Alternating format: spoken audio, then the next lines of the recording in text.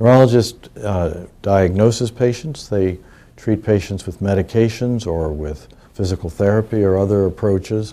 Occasionally a patient may need an operation, and they might in that circumstance work with an orthopedist or a neurosurgeon to take care of the patient. But neurologists in general do not do procedural things. They may do some procedural diagnosis, but by and large the neurologist is what is known as a cognitive specialist. It means someone who listens to the patient and tries to figure out from what the patient tells them what's wrong, and then examines the patient to determine where the disease is located, so that the neurologist is a diagnostic specialist and a therapeutic specialist using medications and other approaches, but generally not surgical approaches.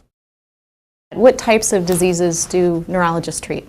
Well, we treat some of the commonest and most severe diseases that afflict humankind. We treat patients with stroke. This is the third leading cause of disability, and we treat patients with Alzheimer's disease, of which there are something like 5 million people in the United States now, and which that number will quadruple over the next several decades.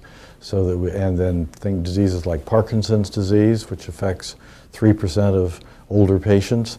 These are some of the big three that we treat, but then there are many others: multiple sclerosis, headache, epilepsy, and actually there are some 7,000 rare diseases that affect people, and 5,000 of them are neurological, so that there are literally thousands of neurological diseases that need the care of neurologists.